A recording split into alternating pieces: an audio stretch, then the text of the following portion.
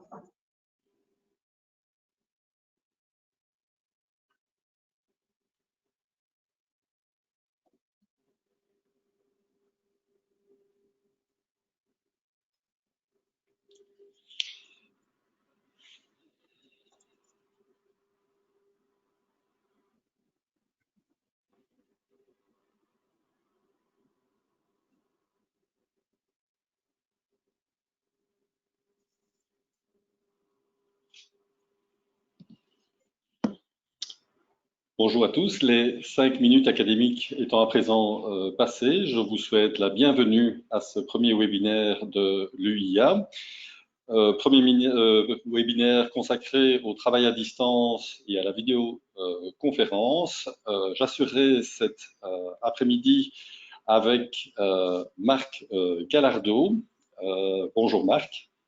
Bonjour Jean-François, bonjour à toutes et à tous. La version espagnole de mardi sera organisée avec José Antonio Pérez Breva et Marc, et la version anglophone sera organisée avec Grant Davis et José Antonio, également la semaine prochaine, mardi.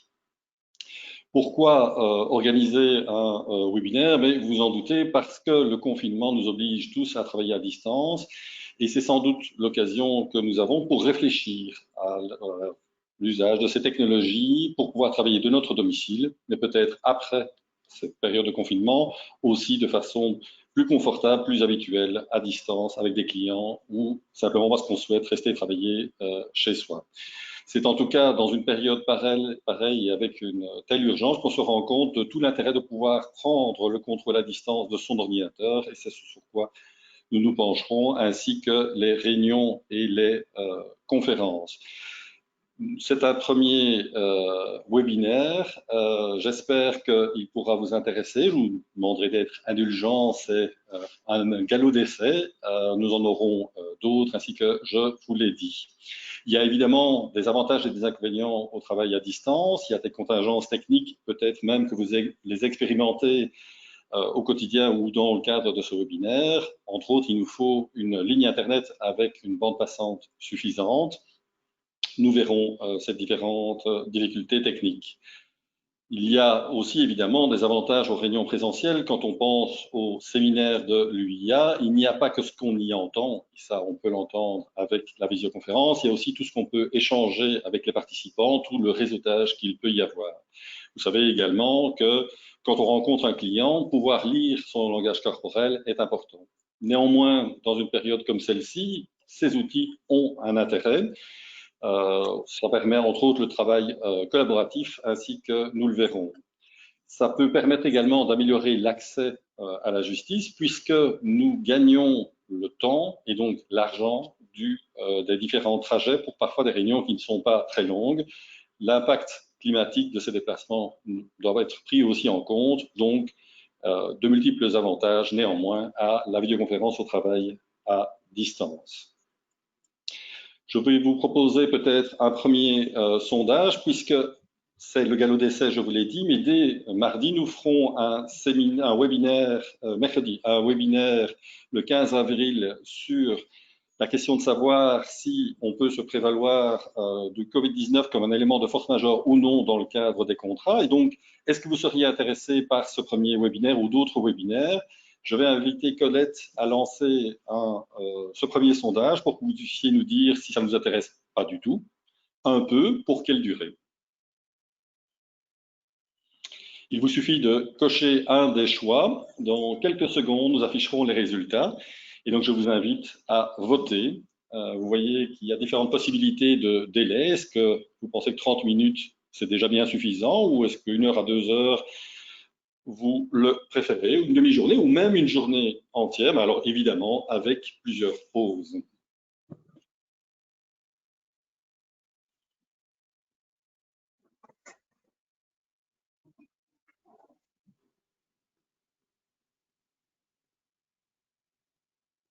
J'espère que chacun d'entre vous a eu la possibilité de voter. Je vais demander maintenant à Colette d'afficher le résultat de ce rapide sondage.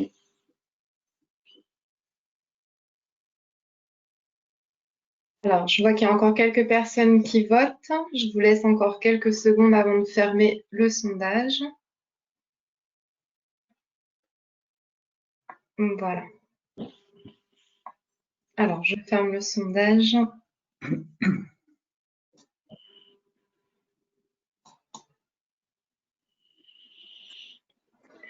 Et voici les résultats. Donc, on voit que sans surprise, puisque vous participez au webinaire, vous trouvez la formule intéressante et vous êtes apparemment prêt à aller jusqu'à 2 bonnes heures pour ce webinaire. Vous verrez quelle sera la première capsule et si elle rencontre vos attentes la semaine prochaine. Je vous rappelle, le 15 avril, l'impact du coronavirus en tant que force majeure ou non dans les contrats. Je vais maintenant poursuivre et vous montrer rapidement, ainsi que vous avez pu le constater, vous avez un tableau de bord sur votre droite qui vous permet de régler un certain nombre de fonctionnalités techniques. J'attire votre attention sur deux fonctionnalités importantes. La première, c'est, et certains d'entre vous l'ont déjà utilisé, poser des questions dans le chat et nous y répondrons, mais nous y répondrons à la fin pour que notre exposé ne soit pas trop décousu. Si c'est possible, pendant, on répondra aussi, mais sinon, si ça appelle un intérêt commun, nous répondrons à la fin de ce webinaire. De la même manière, à la fin de ce webinaire, si vous ne souhaitez pas écrire vos questions, mais que vous souhaitez parler, vous lèverez votre main, une main virtuelle, en poussant sur le petit bouton. Ça ne sert à rien de le faire maintenant, puisque c'est seulement à la fin, quand on aura le temps de questions et réponses, que vous le ferez.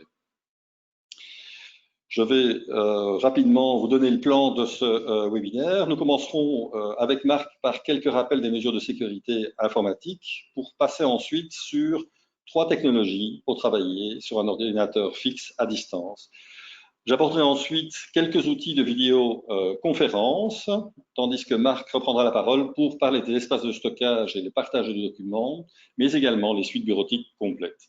Enfin, j'aborderai rapidement la question de la protection des données à caractère personnel et du secret professionnel pour passer à vos questions et réponses qui, je le pense, est une des grandes raisons pour laquelle vous êtes là. Je cède donc la parole à Marc pour les rappels de quelques mesures de sécurité informatique. Merci Jean-François. Alors, pour le rappel de mesures de sécurité informatique, la première chose que je vous dirais qui est importante, c'est que évidemment, vous verrez, il y a plusieurs mesures de sécurité qu'on peut adopter pour travailler dans un environnement plus sûr. Tenons compte qu'évidemment, les avocats, nous travaillons avec des informations qui sont très sensibles et qui touchent au secret professionnel. Et donc, quand on travaille dans un environnement électronique ou informatique, il faut tenir compte de ces mesures de sécurité. Alors, quand on pense aux mesures de sécurité, il y a trois objectifs primordiaux qu'on doit bien garder dans notre esprit. C'est la fameuse confidentialité, intégrité et disponibilité des informations. Donc, on parle des informations des clients, on parle des dossiers des clients, on parle d'autres données qu'on peut avoir par rapport à notre travail comme avocat. La confidentialité, est-ce que pour avancer, voilà. Alors, la confidentialité veut dire, des mots très synthétiques, qu'on va tout faire pour donner accès aux informations qu'aux personnes autorisées. Donc, il ne va pas avoir des tiers non autorisés qui peuvent avoir accès aux informations. Ça, c'est la confidentialité. L'intégrité veut dire qu'on va faire tout en sorte pour que les données ne soient pas modifiées ou altérées en quelque sorte par l'intervention de quelqu'un qui n'est non plus autorisé par nous. Et la disponibilité veut dire finalement que ces données doivent être toujours disponibles, accessibles par nous pour pouvoir travailler normalement. Donc, tenant compte de ces trois objectifs, je vais vous rappeler quelques mesures de sécurité que je considère assez importantes. D'abord, concernant la messagerie. Alors, on est dans une période maintenant très compliquée, on vit confinés dans nos maisons et on a sûrement vu qu'on reçoit beaucoup plus de messages de courrier électronique que jamais. Et donc, il faut être très attentif à ce genre de messages, surtout quand c'est des messages qui ne sont pas expédiés par des personnes qu'on connaît, avec lesquelles on a un rapport, parce que beaucoup de fois, bonne partie des cas, ces messages peuvent déclencher un virus qui va rentrer dans nos systèmes d'information et qui peut faire des dégâts assez importants. Donc, je ne sais pas si vous avez lu les nouvelles par rapport au coronavirus concernant les messages que des personnes malveillantes qui se font passer par des institutions, des administrations publiques ont envoyé par courrier électronique à beaucoup de monde en lui disant écoutez, je vous informe du coronavirus pour que vous puissiez bien vous protéger et aussi vous pouvez faire clic dans ce lien pour acheter des masques ou pour faire une donation ou pour quoi que ce soit. Bien, à ce moment-là, si on avance et on fait clic sur ce lien, il est très fort probable que ce qu'on subit comme préjudice, c'est un virus qui rentre dans notre système ou c'est un vol de nos données bancaires qui vont donc générer un problème important au niveau personnel ou même du cabinet d'avocats si l'information est en quelque sorte compromise. Donc, comment est-ce qu'on peut savoir si ces courriers électroniques sont bien envoyés par des personnes sérieuses ou c'est une façon d'essayer de nous générer des virus ou de nous voler des données? Il y a deux façons, je dirais. Une, c'est bien regarder le nom de domaine, parce que c'est là où normalement il y a des petites différences que si on identifie correctement, on peut déterminer donc la fausseté de ce message. Par exemple, récemment, il y a eu des courriers électroniques envoyés apparemment par le Centre de contrôle et de prévention des maladies aux États-Unis, un centre très réputé, très connu, qui a un domaine qui est cdc.gov. Les courriers électroniques étaient envoyés par les personnes malveillantes, ajoutaient un cdc.gov. Donc, il fallait être très attentif et voir que ce n'était pas le même nom de domaine pour penser que c'est un message qui est une fraude ou qui essaye de nous porter préjudice. Donc, c'est important que vous puissiez avoir cette réaction et être très prudent au moment de recevoir des messages où vous pouvez avoir un soupçon que le clic sur le lien qu'on est en train de vous demander, en fait, c'est une façon d'essayer de rentrer dans vos systèmes, de vous voler des données, etc. Sur Internet aussi, il faut être très attentif aux sites web auxquels on va naviguer, parce que beaucoup de sites web sont des webs qui sont dessinés d'une manière spécifique pour aussi générer des virus et nous voler des informations. Donc, attention à télécharger certains documents de ces sites web attention avec les données qu'on transmet à ces sites web parmi des formulaires de données, etc. Et pour cela aussi, c'est important d'avoir des antivirus qui sont puissants, qui puissent détecter, qui puissent nous dire, écoutez, attention, vous rentrez dans un site qui peut être un site de fraude, donc je vous recommande de n'y pas rentrer. Les antivirus aujourd'hui qu'on a sur le marché vous permettent d'avoir cette information préalable qui est importante évidemment pour vous prévenir si vous ne pouvez pas arriver à voir avec suffisamment de clarté que c'est un site avec des intentions de fraude. Sur les mots de passe, vous savez sûrement, on parle beaucoup de mots de passe, on ne peut pas utiliser les mots de passe qui sont facilement déduibles, type 1, 2, 3, 4, etc., qui d'ailleurs dans la liste mondiale de passwords ou de mots de passe, c'est un des plus utilisés. Il y a aussi 4, 5, 6 ou 7, 8, 9. Vous pouvez imaginer, ce n'est pas le type de mot de passe qu'on veut avoir pour accéder à des applications, pour accéder à des logiciels dont on utilise pour notre travail comme avocat ou même pour des fins personnelles. On doit utiliser des mots de passe qui sont une combinaison de lettres, de majuscules, minuscules, caractères spéciaux. Et je comprends bien qu'aujourd'hui, on utilise tous beaucoup d'applications, de services sur Internet pour des raisons professionnelles et aussi pour des raisons personnelles. C'est pas possible de se rappeler de passwords différents ou de mots de passe différents, mais c'est un peu la stratégie qu'il faut suivre. Il faut avoir des mots de passe différents. On ne peut pas avoir le même pour tout parce qu'on est plus fragile, plus vulnérable si quelqu'un réussit à connaître ce mot de passe. Alors pour ça, il y a des outils qui sont intéressants. C'est les outils qu'on appelle de gestion de mots de passe. Donc ce que vous pouvez faire avec ce type de service, par exemple LastPass, c'est un des plus connus. Vous avez et vous connaissez un mot de passe principal qui est robuste et cette application va générer pour vous plusieurs mots de passe, même d'une manière gratuite jusqu'à une centaine par exemple, pour que vous puissiez avoir des mots de passe différents selon les services différents que vous utilisez. Les codes PIN, c'est aussi très important comme mesure. Et là, je pense plutôt à les dispositifs mobiles comme le téléphone ou la tablette. C'est important de pouvoir activer ces codes PIN ou même les accès par biométrie ou la reconnaissance faciale du visage. Pourquoi? Parce qu'au cas où on perd, où on se fait voler le smartphone ou la tablette, ça va être beaucoup plus difficile, même voire impossible pour la personne qui aura accès à ces dispositifs de voir les informations que ces dispositifs contiennent.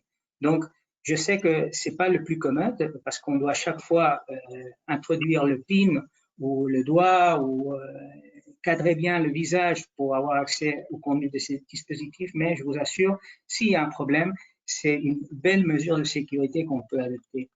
Antivirus, je vous ai déjà dit l'importance pour éviter donc qu'il y a l'injection de virus lorsqu'on visite un site web, lorsqu'on fait clic sur un lien avec des intentions de fraude, etc. Et donc, c'est important d'utiliser un antivirus, mais pas seulement dans l'ordinateur qu'on a pour travailler, mais aussi penser, ça, il n'y a pas beaucoup de gens qui font, d'avoir un antivirus aussi dans votre tablette et dans votre téléphone portable. Parce qu'évidemment, la sécurité doit être la même ou devrait être la même dans tous les dispositifs que vous utilisez, non seulement à des fins personnelles, mais aussi à des fins professionnelles. Finalement, vous voyez ici un lien, c'est un lien à un site web qui permet de vérifier si votre adresse de courrier électronique a été compromise, c'est-à-dire que quelqu'un a pu avoir accès à votre compte de courrier électronique et ces données-là d'accès à votre compte de courrier électronique se vendent dans la dark web à quelqu'un qui est disposé à payer pour avoir toute l'information que vous gérez dans votre compte de courrier électronique. Ceci dit, dans un environnement actuel comme celui de la crise sanitaire qu'on vit,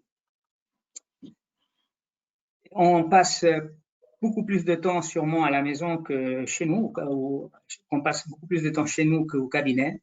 Et donc, c'est possible aussi qu'on ne dispose pas de toute l'information de travail ou qui nous permet de travailler régulièrement dans l'ordinateur qu'on a à la maison ou même le portable qu'on puisse utiliser à la maison.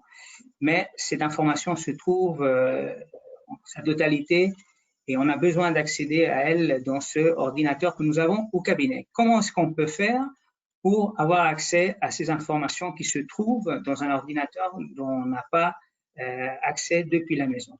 Eh bien, vous voyez ici, il y a des systèmes, des fonctionnalités, Remote Desktop, qui permet une connexion à distance, c'est-à-dire que vous allez avoir un contrôle total de l'ordinateur que vous avez dans votre cabinet depuis la maison. Et si vous êtes un utilisateur de Microsoft, par exemple, par défaut, dans Windows, système Windows 10 ou même précédent, vous pouvez configurer d'une manière directe cette fonctionnalité, mais je dois vous avouer que c'est pas facile de le faire, c'est-à-dire ça prend un peu de temps, il faut avoir quand même un peu d'expertise.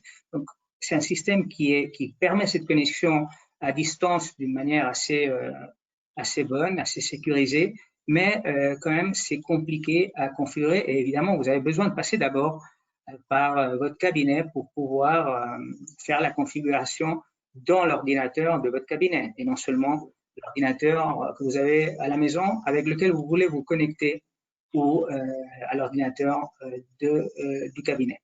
Alors, TeamViewer, par exemple, c'est une application qui est assez connue et qui est plus flexible ou qui va vous permettre d'une manière plus facile, plus rapide, plus intuitive, je dirais, de vous connecter de manière à distance à votre ordinateur du travail. Ce qui est bien avec TeamViewer, c'est que vous pouvez utiliser aussi votre portable, votre tablette pour vous connecter à cet autre ordinateur où vous pouvez avoir plus d'informations dont vous avez besoin d'accéder pour pouvoir faire votre travail depuis la maison. Donc, c'est quelque chose à voir et réfléchir dans votre cas si ça vous intéresse d'utiliser une connexion à distance comme celle que je viens d'évoquer, RDP, ou Remote Desktop ou TeamViewer, par exemple. Si ce que vous voyez tout de suite, VPN, c'est une façon de sécuriser encore plus cette transmission de données, cet accès de données que vous allez faire depuis chez vous à l'ordinateur du cabinet. Donc, c'est une couche supplémentaire de sécurité, mais aussi, je dois vous avouer que le désavantage majeur, c'est que ça ralentise, c'est plus lent d'accéder à l'information, de voir cette information online que normalement. Donc, des fois, c'est pas trop pratique. Alors, nous avons vu ces deux différentes options. Finalement, je pense que l'option à laquelle on pense souvent, en tout cas moi en particulier, je sais que Jean-François aussi, on utilise beaucoup, c'est la gestion du cabinet en cloud, c'est-à-dire utiliser les services cloud pour centraliser tout le travail de notre cabinet, c'est-à-dire pour avoir les informations des clients, pour avoir les dossiers des clients, pour avoir toutes les informations dont on a besoin dans une même plateforme, une plateforme qui n'est pas gérée par nous, qui n'est pas dans un serveur qui nous appartient, sinon qui se trouve dans un environnement d'un tiers, mais pas n'importe quel tiers. Vous allez voir ça tout de suite, des tiers qui offrent des garanties, donc qui ont beaucoup d'argent pour investir dans des mesures de sécurité très puissantes et qui à la fin font que les systèmes que vous allez utiliser en cloud de ces tiers vous rassurent beaucoup plus que celles que vous pourriez avoir en local avec vos serveurs, propre système dans votre cabinet. Je passe la parole à Jean-François.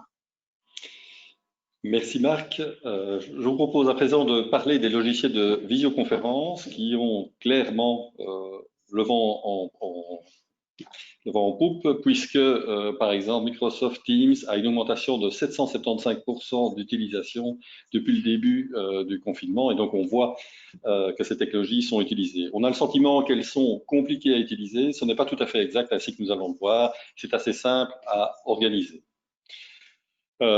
Quelques mots néanmoins pour bien préparer cette visioconférence. La chose la plus importante est de vérifier votre bande passante. Je vous ai mis là un lien vers un site qui mesurera la qualité de votre ligne Internet, de votre bande passante. Peu importe le site que vous utilisez, l'idée est de pouvoir quantifier et objectiver l'accès à Internet. Il faut qu'en download, pas en upload, qu'en download, vous ayez quelque chose comme 20 mégabytes par seconde pour avoir quelque chose d'aussi fluide que ce que vous voyez actuellement avec moi. Un autre nœud gordien à trancher, c'est sans doute le signal Wi-Fi. Beaucoup d'entre nous, particulièrement à nos domiciles, accèdent à l'Internet sans fil grâce au Wi-Fi. La difficulté, c'est que c'est mettre une fragilité en plus. Si vous avez la possibilité de vous connecter en filaire, faites-le. Sinon, soyez dans la même pièce que votre borne Wi-Fi pour être sûr d'avoir une qualité suffisante. Peut-être que l'ordinateur qui est à votre domicile est un ordinateur de bureau et qu'il n'y aurait pas de micro. Vous avez la possibilité d'utiliser votre casque et le micro qui sont fournis avec votre smartphone et vous pourriez penser cela sur la prise jack. Vous auriez un son qui est tout à fait raisonnable. Attention aussi à l'image. Ici, j'ai fait un petit effort. Vous voyez que j'ai un fond blanc pour que vous ne soyez pas distrait par autre chose. J'ai essayé d'être un peu éclairé. J'espère que c'est suffisant. Faites donc attention au confort dans la pièce et aussi à un relatif calme. Les enfants sont parfois un peu turbulents. Il faut peut-être expliquer que maman ou papa travaillent et qu'il faut essayer de ne pas rentrer dans la pièce où la visioconférence se tient. Un premier logiciel à utiliser, c'est Microsoft Teams. Alors, beaucoup d'entre nous utilisent Office 365. Ils l'utilisent pour Word, Excel, Outlook ou ces logiciels habituels et bureautiques, mais ne se rendent pas compte qu'il existe ce logiciel Microsoft Teams. Vous pouvez le télécharger et l'installer facilement. À partir de ce moment-là, vous pouvez simplement créer une réunion comme vous avez l'habitude de le faire avec vos correspondants internes ou externes, mais au lieu de fixer comme lieu une salle de réunion au sein du cabinet ou l'entreprise de votre cliente, vous allez activer la réunion en Teams. L'invitation que votre correspondant va recevoir dans sa description contiendra un lien que vous voyez ici, rejoindre la réunion Microsoft Teams. Il suffit pour le client ou pour votre collaborateur de cliquer sur ce lien et automatiquement, il va se retrouver dans la visioconférence. Il n'est pas nécessaire avec Teams, si on a un navigateur compatible, de télécharger quelque chose. C'est un des avantages. Ça fait toujours peur aux clients d'installer un logiciel. S'ils ont un navigateur compatible, il n'y a pas besoin de télécharger. Une autre fonctionnalité qui est intéressante, c'est que vous pouvez partager pour cette réunion quelques documents et vous pouvez travailler avec votre collaborateur ou avec votre client ou avec un confrère si vous avez négociation de contrat sur le même document sans qu'il y ait de conflit. Il n'y a pas de difficulté à travailler ensemble sur le même document. On ne vous dira pas que le document est bloqué. Deuxième logiciel, Zoho Meeting, c'est un autre logiciel qui agit plus ou moins de la même manière, qui présente l'intérêt d'être gratuit jusque juillet. Il y a une suite et je vous invite à découvrir ce logiciel si vous le trouvez plus convivial.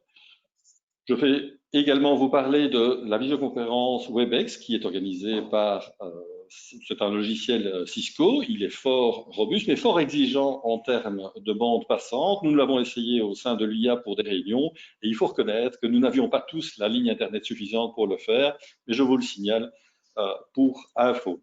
Et vous, pour votre part, est-ce que vous avez déjà utilisé ces logiciels et est-ce que vous pouvez m'en parler? Je vous invite à répondre maintenant au sondage que je vais lancer avec l'aide de Colette pour savoir quel logiciel vous utilisez.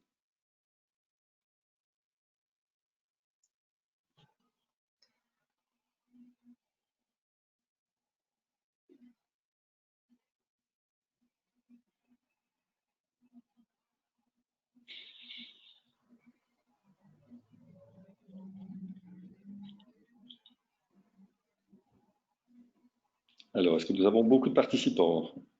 Alors, on est à 72% des votes. On attend encore quelques secondes. Le suspect est à son comble.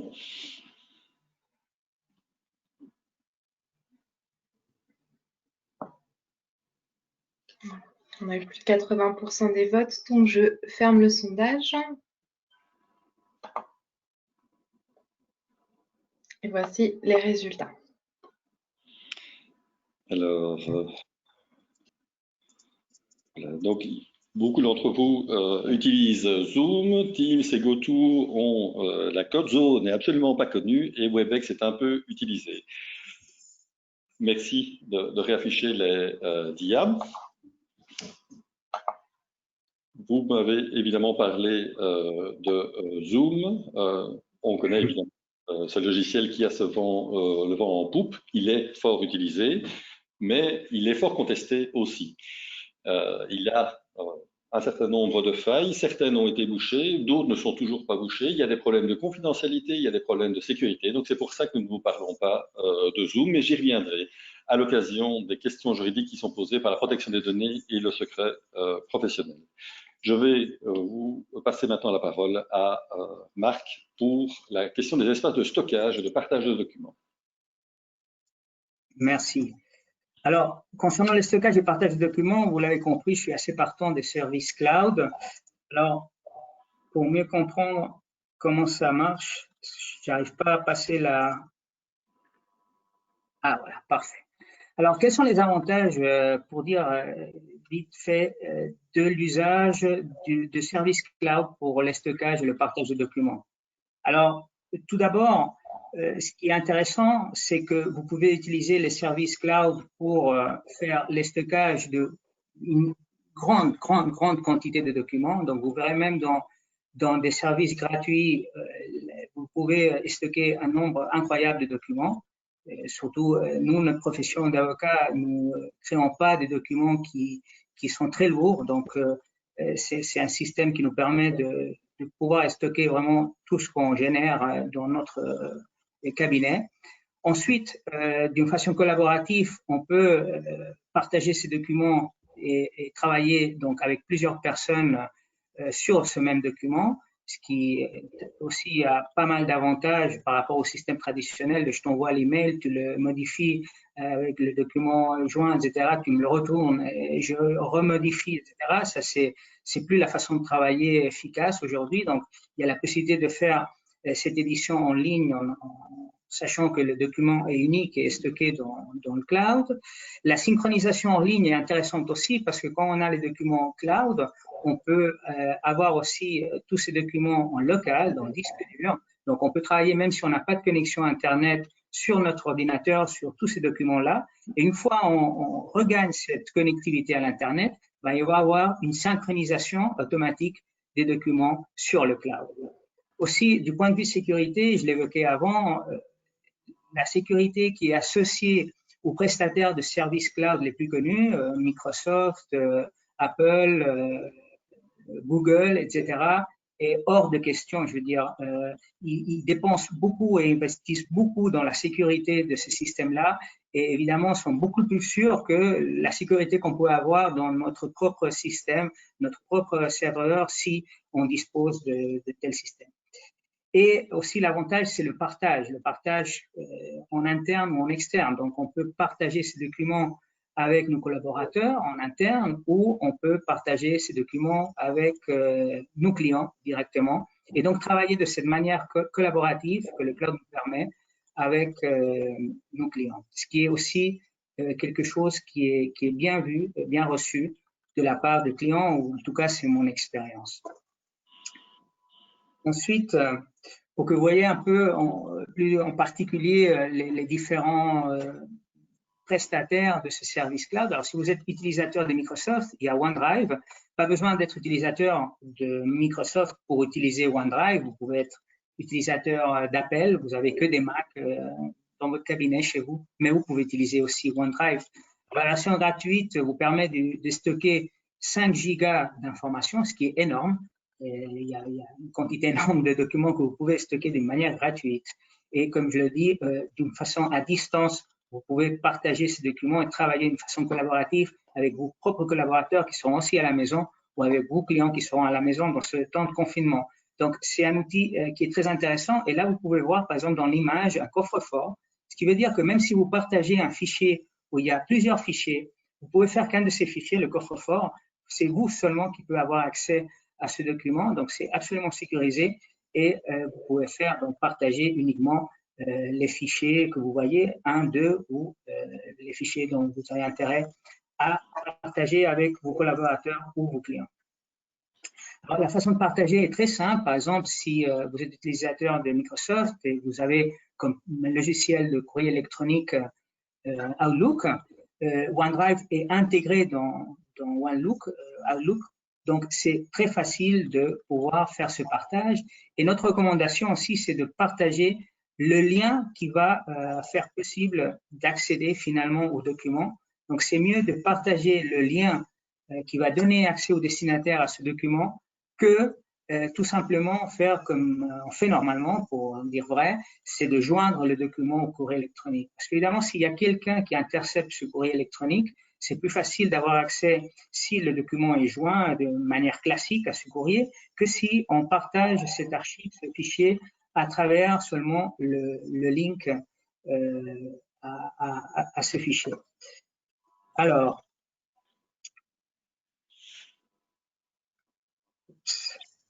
ça prend quelques secondes. Voilà. Alors, au lieu de Microsoft, de OneDrive, c'est 5 gigas gratuits. Ben, si vous en avez besoin de plus, vous pouvez toujours prendre iCloud de manière parallèle. Vous avez aussi 5 gigas gratuites. Ça fait exactement la même fonctionnalité. Donc, vous pouvez stocker des documents, des vidéos, toutes sortes de documents dans l'environnement d'iCloud et faire également le partage de ces documents avec vos collaborateurs ou avec vos clients pour travailler d'une manière très collaborative et à distance. Alors aussi, vous avez, je ne l'ai pas évoqué, mais vous avez Google Drive. Google Drive aujourd'hui, c'est le prestataire qui offre le plus de gigabytes pour stocker d'une manière gratuite, jusqu'à 15 gigabytes. Donc, si c'est bien compté, vous pouvez arriver jusqu'à 25 gigabytes gratuits, ce qui est énorme, qui vous garantissent de pouvoir stocker tous les documents dont vous avez certainement besoin pour pouvoir travailler à distance dans ce temps de crise ou bien plus en avant si vous décidez de travailler avec des systèmes plus flexibles, disons plus modernes et même qui offrent des avantages associés comme je viens d'évoquer. Pour le partage de documents aussi, vous voyez dans cette image, il y a un service, peut-être vous connaissez déjà, qui s'appelle WeTransfer. Il y a aussi la possibilité d'utiliser WeTransfer pour stocker et partager des documents avec des collaborateurs ou des clients. La version gratuite, c'est jusqu'à 2 gigabytes, donc il y a moins de possibilités de partager des documents qu'en volume. Mais il y a une version pro. Alors, par exemple, vous voyez, la version pro vous permet plusieurs choses. Vous permet de stocker beaucoup plus de documents, jusqu'à 20 gigas. C'est à peu près 11 €, Jean-François, si je me rappelle bien, la version pro par mois. Donc, voilà, ça vous fait un prix de 120 environ, à peu près. Et là, vous n'avez plus les limitations de la version gratuite. Donc, vous pouvez, s'il n'y a pas de l'extinction du lien, donc si vous envoyez un document par WeTransfer dans la version gratuite, après 7 jours, si le destinataire s'est endormi pendant 7 jours et essaye d'accéder le 8e, va pas pouvoir y accéder. Vous n'avez pas cette limitation dans la version pro et vous pouvez aussi faire, comme vous l'avez vu précédemment, un look and style de la plateforme pour partager ces documents personnalisés à l'image de votre cabinet, etc.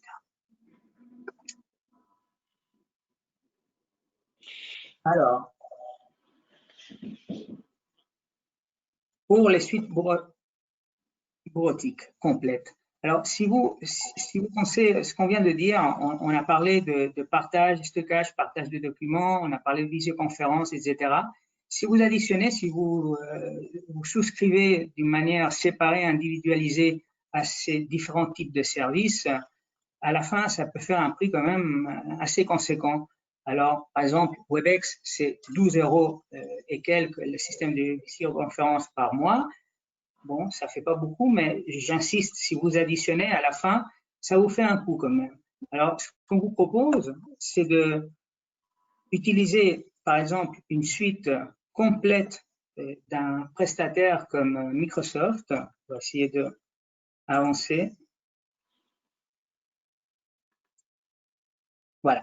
Alors, par exemple, si vous prenez la colonne du milieu, vous voyez que par 10,50 € par mois, vous avez accès à un système de visioconférence, c'est Teams, auquel Jean-François a fait mention avant. Et en plus, vous avez la possibilité de partager les documents avec OneDrive. Vous avez aussi la possibilité d'utiliser la suite Office, donc Word, Excel, etc. Vous pouvez créer directement les documents dans l'environnement cloud, c'est-à-dire vous n'avez pas besoin de transférer les documents Word, Excel, etc. d'un autre environnement pour après y travailler. Vous pouvez créer ex novo ces documents et travailler en ligne. Donc, si vous pensez à utiliser différentes fonctionnalités, peut-être le plus intéressant, c'est de se souscrire à une suite complète comme celle d'Office 365. Vous pouvez comparer avec d'autres services comme Google, Apple, mais je pense que à titre d'exemple, Microsoft est assez indicatif des avantages que vous pouvez en tirer. En plus, Microsoft fait une promotion maintenant, donc vous avez un prix réduit à 7 ans. Il est gratuit pendant 6 mois. Au lieu de payer 6 euros. Et après, on paye 6 euros. Bon, donc ça fait encore beaucoup moins.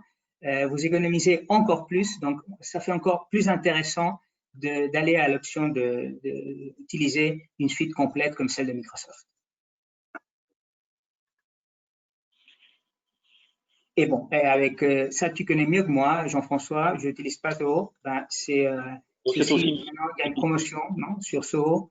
C'est aussi une suite qui comprend à peu près tous les mêmes outils et qui est gratuite aussi, je crois, jusque juillet en raison du coronavirus. Donc, on peut essayer les deux suites et choisir ou en choisir une autre. L'idée étant, a priori, prendre une suite on va permettre d'avoir l'ensemble des services plutôt que de payer tous les coûts, comme tu l'as dit. Très bien. À toi la parole. Merci. Je vais vous proposer de faire un petit sondage et vous êtes certainement en train de vous poser des questions pour l'utilisation des outils du cloud, les outils de visioconférence. Est-ce que vous vous êtes déjà posé les questions de protection des données en fonction de la législation dans laquelle vous êtes? Même aux États-Unis, il y a aussi des législations, il y en a en Europe, il y en a partout. Le secret professionnel, évidemment, s'applique à l'ensemble de notre activité. Alors, je vous propose de répondre à ce petit sondage extrêmement simple. Merci Jean-François. Voilà le sondage.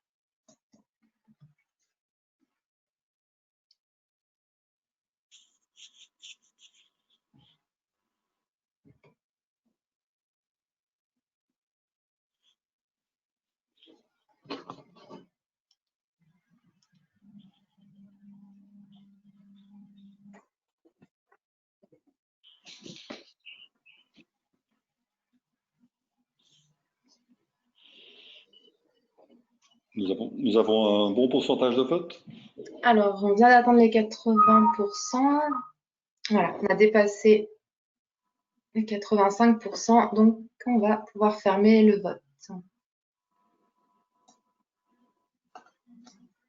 Voilà. Et voici donc les résultats. Alors justement, je pense moi aussi qu'il faut qu'on se pose un certain nombre de questions et donc, après avoir vu le résultat, je vous propose de passer à la dia suivante. D'essayer en tout cas, voilà, et de voir cet article, mais il y en a eu plein d'autres, sur les problèmes qui se posent avec Zoom. C'est pas tellement que j'en veux à Zoom plus qu'à un autre, c'est juste, il nous faut un exemple, je prends celui-ci. La semaine passée, j'avais le même genre de propos et je prenais un service de Google, peu importe. Ce qui est important, c'est en effet de se rendre compte que nous sommes dans un cadre professionnel et il est important d'avoir des outils qui soient sécurisés, qui veillent à la confidentialité de ce que nous pouvons échanger dans le cadre du secret professionnel, en raison du secret professionnel, mais aussi des législations sur la protection des données. En effet, ces outils de visioconférence traitent des données à caractère personnel. Vous le savez, la notion de données à caractère personnel est extrêmement large. C'est toute information qui se rapporte à une personne physique identifiée ou identifiable. Il est clair que notre image permet une identification. Si nous nous croisons au congrès cette année ou dans un séminaire, vous reconnaîtrez mon image et vous allez pouvoir la relier à mon identité, Jean-François. Il faut que cette donnée soit traitée. La notion de traitement, elle aussi, est extrêmement large. Effacer une donnée à caractère personnel, effacer une photo, c'est déjà un traitement. Donc, fatalement, quand vous faites appel à un prestataire qui organise la visioconférence, qui enregistre votre image, mais aussi celle de vos clients, il traite des données à caractère personnel.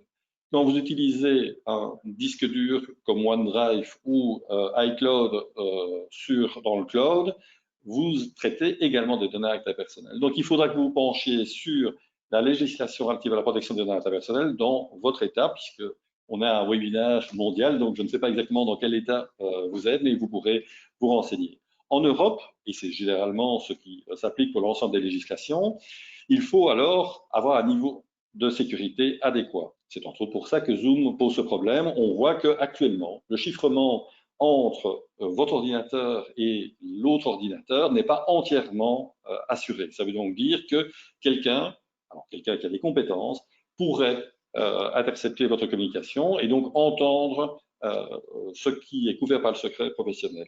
Entendre ou simplement voir, et ça c'est déjà un traitement de données à caractère personnel, donc ce n'est pas acceptable.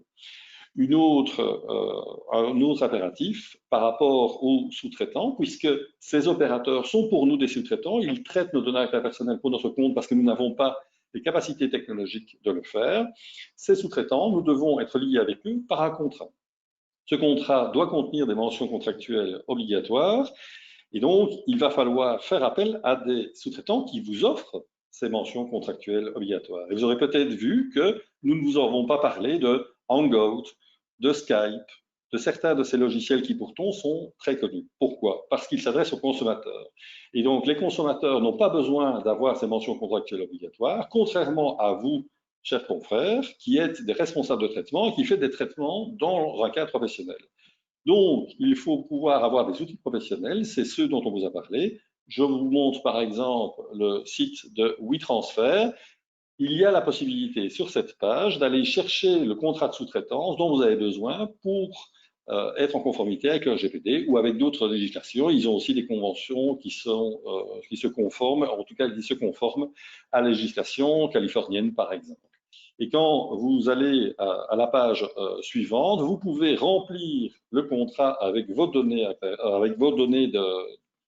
soit de votre cabinet, soit de vous-même, et vous avez le contrat dont vous allez pouvoir vous prévaloir. On voit ici le tableau de bord de Microsoft dans Office 365, où il y a non seulement les contrats, mais des outils qui vous permettent d'évaluer votre conformité et encore les actions que vous avez à prendre par rapport à la sécurité, par rapport à la protection des données. Si je prends l'exemple européen, vous savez que l'espace européen, grâce à ce règlement, prévoit un régime de protection des données. Ce n'est pas pour qu'on puisse les sortir dans d'autres régimes juridiques où là, il n'y aurait plus cette protection. Si vous sortez et si vous prenez un prestataire qui est en dehors de l'Union européenne et que vous êtes européen, a priori, il pourrait y avoir des difficultés. Ça dépend. Il faut regarder la liste blanche qu'a fixée la Commission européenne et vous voyez différents états dans lesquels on considère qu'il y a un niveau de protection adéquat et qu'on peut donc envoyer ces données vers la Norvège, vers le Liechtenstein. C'est peut-être pas toujours des pays à la pointe du cloud. Guernesey, à mon avis, n'est pas un acteur majeur. Mais à côté de ça, vous voyez qu'il y a également les USA, mais avec, entre parenthèses, Privacy Shield. Et donc, il est important de noter que, a priori, les USA ne sont pas un pays safe, sauf si l'entreprise applique les principes du Privacy Shield. Comment savoir si l'entreprise avec laquelle vous voulez travailler les applique? Vous allez sur ce site privacyshield.org, vous tapez là le nom de la société avec laquelle vous souhaitez travailler, vous voyez s'ils se sont engagés. S'ils ne sont pas engagés, il y a encore d'autres possibilités, mais elles seront un peu plus compliquées. Il va falloir alors avoir un contrat avec des clauses contractuelles types qui ont été prévues par la Commission européenne. Voilà l'exemple du RGPD. Vous aurez évidemment le souci de faire attention avec votre législation. Mais maintenant, je vous propose de vous donner la parole, écrire vos questions dans le petit tableau de bord ou lever votre main virtuelle pour que nous puissions vous passer la parole, nous poser la question et peut-être qu'on pourra y répondre. On va essayer en tout cas. Merci Jean-François et Marc. Alors du coup, chers participants, n'hésitez pas à poser votre question dans l'onglet questions de chat si vous avez des questions pour nos intervenants.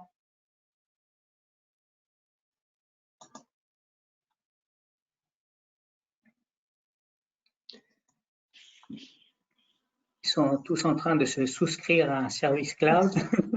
Non, non, il y a des questions.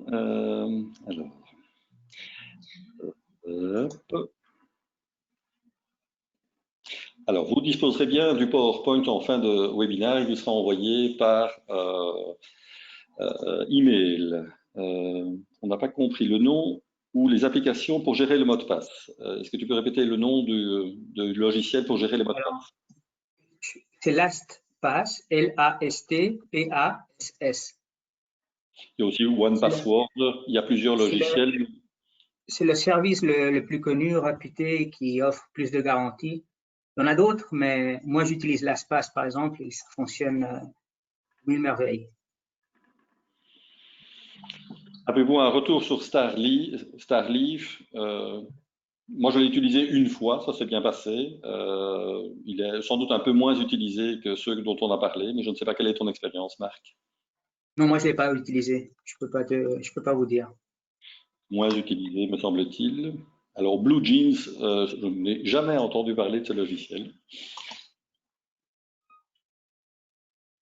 Des outils en matière de médiation pour organiser des entretiens séparés. Non, effectivement, je ne connais pas.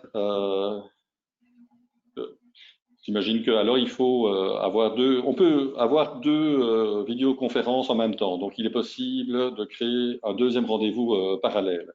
J'ai déjà eu deux visioconférences en même temps et c'est possible. Blue Jeans est le logiciel utilisé par le Conseil national des barreaux. Ouais, il doit être super, mais je ne le connais pas. J'imagine qu'en tout cas, le CNB ne se lance pas avec un produit qui ne fonctionne pas, mais je ne le connais pas. Alors, Maître Benatala dit qu'il a un problème énorme avec sa clientèle lorsqu'il veut utiliser ses moyens de communication. Peut-être qu'on peut vous passer la parole. Colette, est-ce que tu peux passer la parole à Maître Bentala pour qu'il nous explique parce que Oui. Alors.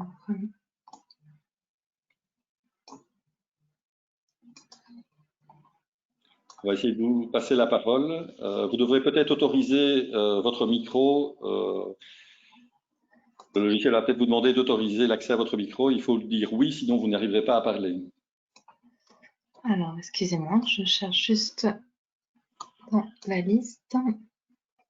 Oui, ça fait beaucoup de noms, évidemment. Oui. Peut-être que vous pourriez lever la main.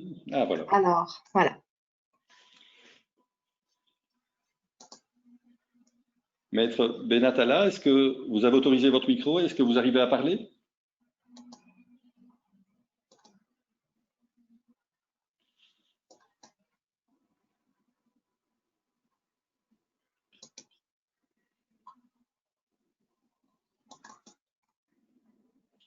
Sinon, posez votre question par écrit. Vous avez peut-être un problème de micro.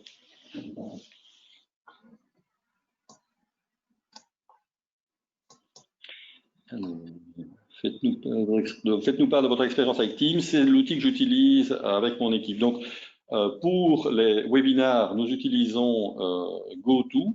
C'est le logiciel qu'on utilise là pour l'instant. Il y a un compromis. C'est celui qui a le plus de potentialité et qui n'a pas les problèmes de sécurité de Zoom. Teams a un outil qui est comparable, mais qui ne fonctionne pas en France, donc ça ne va pas pour le centre.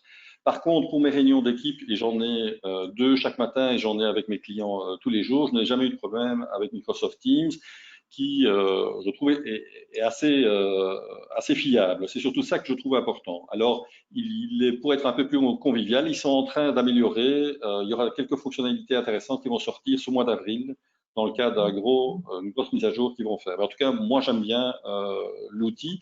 Et alors, il a un truc qui est sympa. On peut masquer, mettre en flou l'arrière fond. Donc, si vous êtes dans votre living en train de parler, on ne voit pas votre canapé. C'est quand même pas si mal. Parce que des fois, on découvre des choses qui ne sont pas très intéressantes.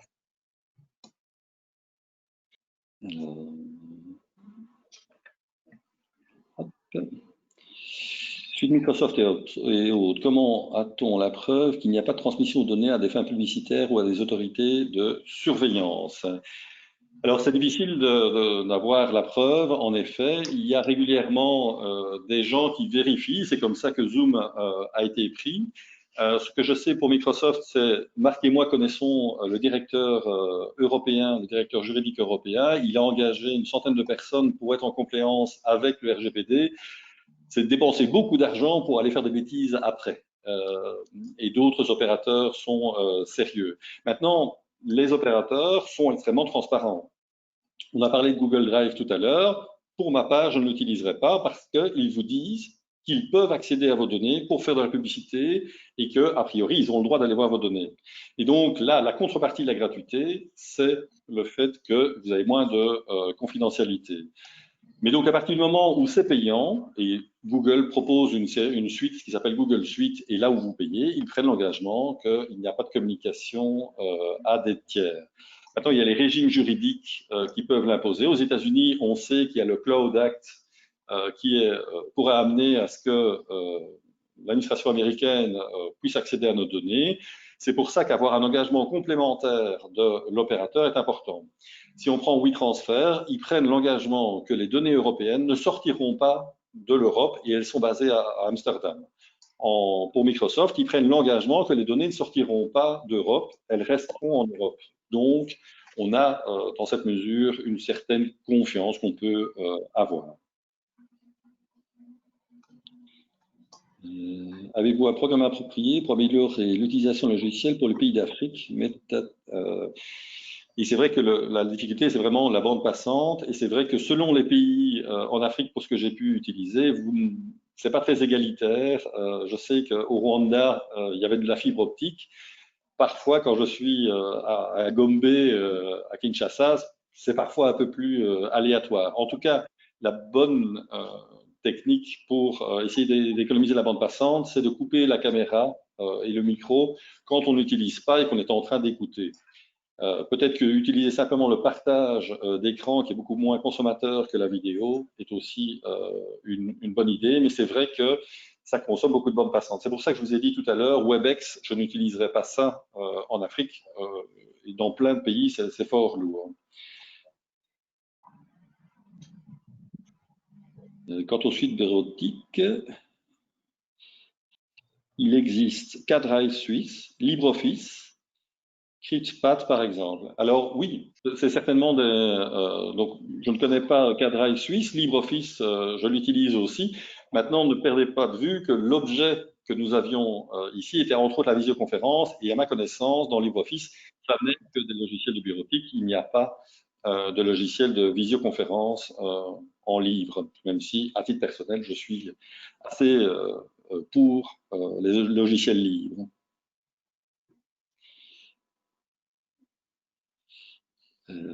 Et alors, maître Chiavala dit que je fais référence à trop de sites américains. C'est effectivement des leaders du marché, mais pour les suites LibreOffice, je vous ai parlé de Zoho, qui est plus international et qui n'est pas vraiment totalement américain. C'est difficile de trouver des opérateurs qui soient, que moi je connaisse en tout cas. Je reste malgré tout avocat ainsi que Marc. Nous faisons notre possible par rapport à l'utilisation d'outils que nous connaissons. Alors, quelqu'un nous précise qu'à partir de Cotonou au Bénin, Teams est facile à utiliser.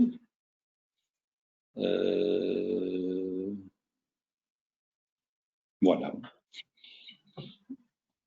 Et alors, il semblerait que Infomaniac met en Suisse, par exemple, et l'Inphone, toujours maître Chiavala, nous conseille Infomaniac et l'Inphone.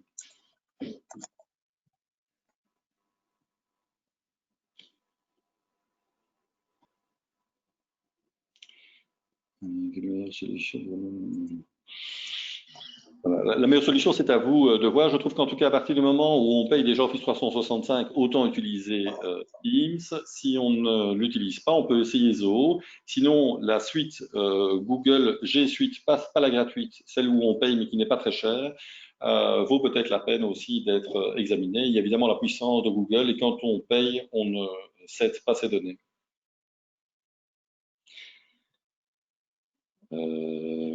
Voilà. Je ne sais pas s'il y a encore d'autres questions. On va essayer de tenir notre engagement puisqu'on a dépassé d'un quart d'heure. Je vais donc vous libérer et en vous rappelant que le 15 avril, nous avons une première capsule UIA. Elle sera gratuite.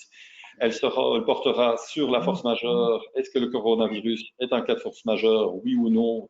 Est-ce que ça a une influence sur les contrats? Nous resterons avec cette question pour ce week-end, mais nous aurons heureusement cette réponse mercredi prochain, le 15 avril. Je vous remercie pour cette première et je vous invite à bien remplir le formulaire de satisfaction que vous allez recevoir par email à la clôture de ce webinaire. Merci beaucoup. À bientôt, Marc. Merci à tous. À bientôt.